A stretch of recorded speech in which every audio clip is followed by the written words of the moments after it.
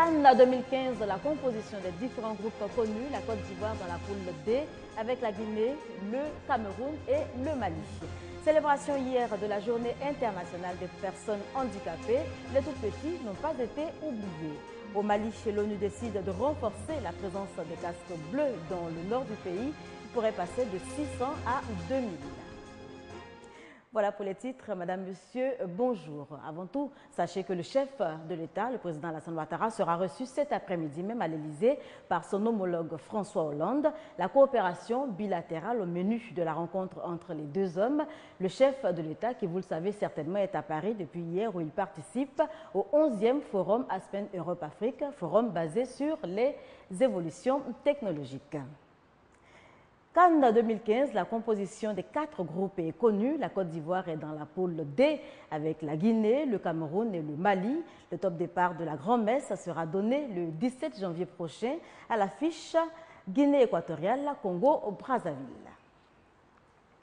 Les personnes handicapées à l'honneur hier 3 décembre, c'est à l'occasion de la journée internationale dédiée à leur cause depuis 1992 par les Nations Unies. Les tout-petits n'ont pas été oubliés dans les 8 centres d'éducation spécialisés existants dans le district d'Abidjan. Leur était à la fête. Encadreurs et parents n'ont pas manqué surtout d'évoquer la prise en charge de ces tout-petits handicapés moteurs et physiques. Franck Wadio. Un enfant vivant avec un handicap a les mêmes droits qu'un enfant dit normal, une réalité au cœur de cette journée consacrée à l'enfant porteur d'un handicap. Nous les amenons à acquérir la motricité fine pour pouvoir manger, pour pouvoir s'habiller, pour pouvoir se laver, afin que les parents soient libres. Centre d'éducation spécialisé de Yopougon-Port-Boué 2. Des enfants en liesse, nombreux souffrant de divers handicaps. Anne-Marie Kessé est jeune mère d'une fillette de 7 ans, Ivana. Elle souffre d'un retard de langage et les soins sont coûteux. Elle prend un sirop qui coûte 113 875 francs, qui ne passe pas sur le bon. Et elle prend les gamalades de Paquine, qui les deux font 15 000 et quelques, qui ne font pas 2 semaines. Mais actuellement, ma fille, ça va un peu. Mais je veux que l'État prenne vraiment ses enfants en charge pour aider les parents. Des difficultés réelles et d'autres encore évoquées par la directrice régionale d'Abidjan Lagune.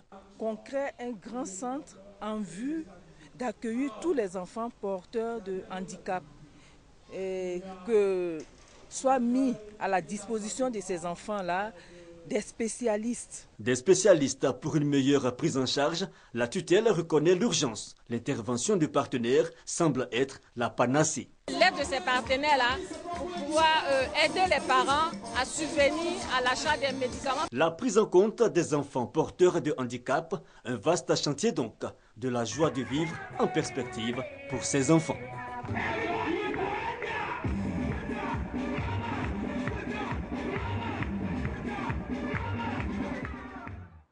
L'ENS également en fête. L'École normale supérieure d'Abidjan célèbre ses 50 ans. Pour marquer l'âge d'or, un symposium international des ENS francophones et plusieurs autres innovations prévues. Le top départ des festivités marquant l'événement a été donné mardi dernier. Estelle Brou et Serge Gongomin. 1964-2014, l'École normale supérieure d'Abidjan ENS célèbre ses 50 ans. Pour les festivités marquant son cinquantenaire, l'ENS innove en organisant un symposium international des ENS francophones, une démarche qui vise à donner une meilleure lisibilité du profil de carrière, du cursus de formation des enseignants et des personnels d'encadrement pédagogique et administratif formés par ces écoles. Le symposium international des écoles normales supérieures va regrouper à Abidjan près de 20 ENS des pays membres de l'UEMOA et membres de l'espace CAMES. Qu'est-ce que cela peut apporter? D'abord, l'échange des expériences entre ces ENS qui s'ignorent et qui vont mettre en place maintenant un réseau des ENS francophones avec une plateforme numérique sur laquelle les uns et les autres peuvent aller puiser les savoirs, le savoir-faire et le savoir-être de nos enfants. Une célébration qui permettra la mise en place d'un ensemble d'outils intellectuels, pédagogiques, en éducation dans tous les domaines. Prévu pour les 8, 9, 10, 11 et 12 décembre prochains, ce cinquantenaire réunira tous les professionnels des ENS de l'Union économique monétaire ouest-africaine. Une rencontre dont l'objectif est d'instaurer un système de formation performant et conforme aux ambitions de développement et d'émergence des pays de l'Union. Évoquons à présent l'Assemblée générale constitutive de l'Union des coopératives exportatrices de café cacao. On en parle avec Abou Sanogo. L'Union des coopératives exportatrices de café cacao de Côte d'Ivoire.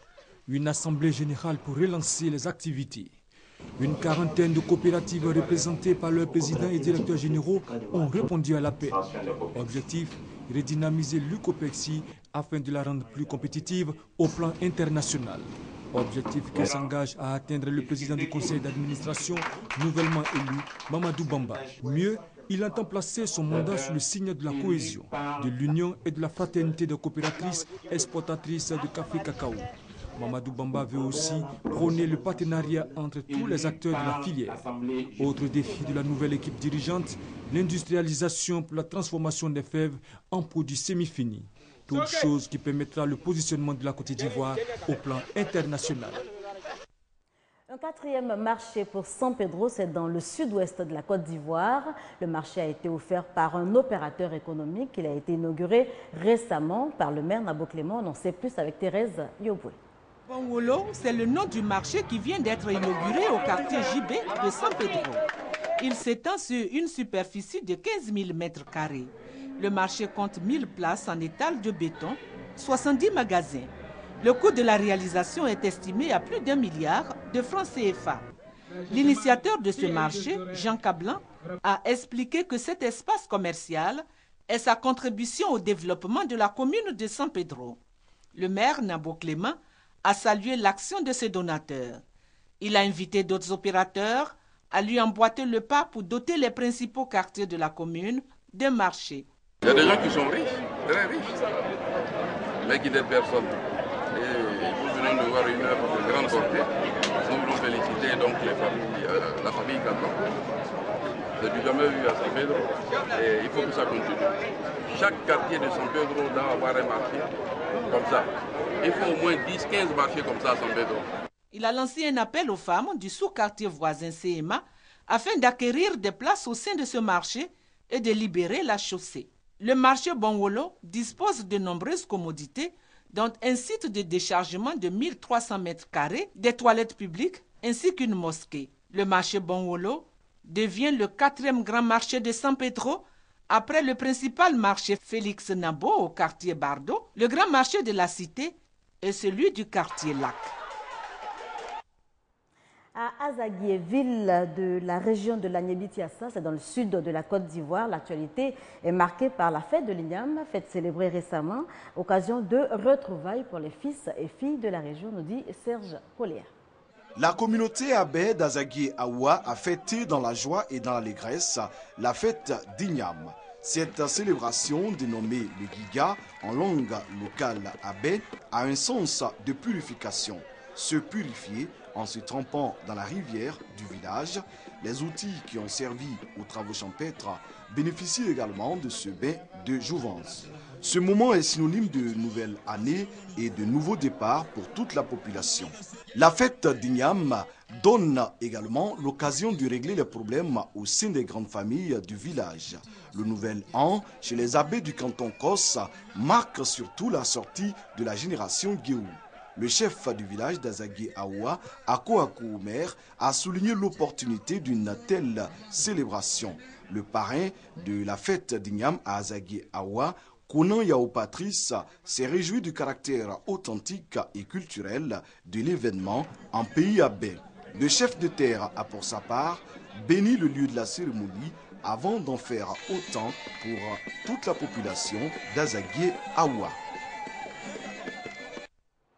Au Mali, le nombre des casques bleus revu à la hausse bientôt.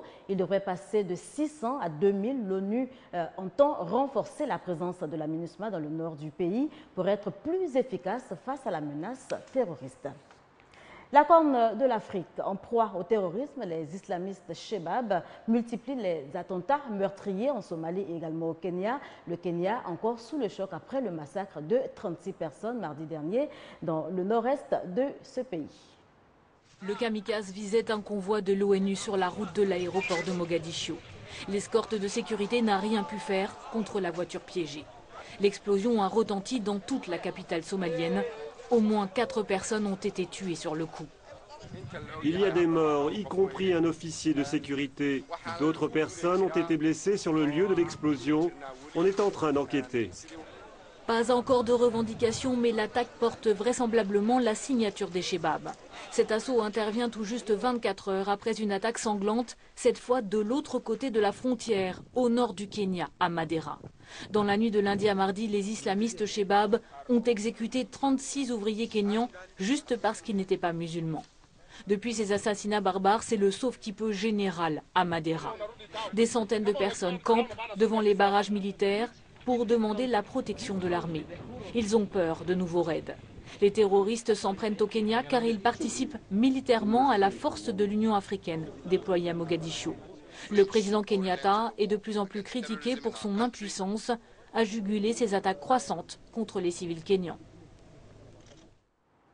Le Burundi qui n'échappe également pas à l'insécurité, colère et inquiétude au sein des populations. Ils ont échappé de peu à la mort. Il y a quelques jours, ces 2 habitants ont été agressés à coups de machette dans leur boutique de Gasekebouye, une petite commune dans la banlieue de Bujumbura, la capitale burundaise. Des hommes armés ont surgi de nulle part. Nous avons crié. Ils nous ont fait taire en nous menaçant et en nous frappant avec des machettes. Et ils nous ont dit, donnez-nous l'argent ou on vous tue. Terreur, pillage, meurtre, les mêmes témoignages se multiplient depuis plusieurs mois dans tout le pays. La psychose gagne les Burundais. Nous demandons aux habitants d'être solidaires. Même si les messages diffusés à la radio interdisent de faire des rondes nocturnes dans le quartier, je pense qu'il faut qu'on assure nous-mêmes notre sécurité. Que font les autorités burundaises? Contactés, le ministère de l'Intérieur et la Direction générale de la police n'ont pas voulu répondre. Du côté du pouvoir, on accuse plutôt les médias de propager des rumeurs et d'exagérer les faits. Je pense que les journalistes et les médias ils sont dans la ligne de mire parce que ce sont ces médias qui rapportent ce qui se passe dans le pays. Et ce qui nous amène à nous poser la question, est-ce qu'il y aurait-il l'intérêt de certains membres du gouvernement que ces violations ou ces violences se passent sous silence? À 6 mois des élections générales, cette situation prend des proportions inquiétantes. Qui sème cette insécurité et d'où viennent les agresseurs? Ce président d'une ONG burundaise a son hypothèse. Nous avons des craintes parce que ce phénomène, nous le voyons après qu'on ait dit qu'il y avait des milices Imbonerakure qui auraient été formées militairement en République démocratique du Congo. Et il a été rapporté que les éléments qui étaient au Congo seraient revenus récemment au Burundi. Et depuis qu'on parle de leur retour, on a vu cet accroissement de l'insécurité après aussi l'assassinat ou la décapitation des sœurs catholiques italiennes à Kameng. 3 religieuses italiennes avaient été violées et assassinées en septembre dernier dans un couvent en périphérie de Bujumbura. Un crime inexpliqué, un traumatisme au Burundi. Voilà, c'est ici qu'on s'arrête pour cette édition. Merci de nous avoir suivis. Prochain rendez-vous de l'information, 19h30.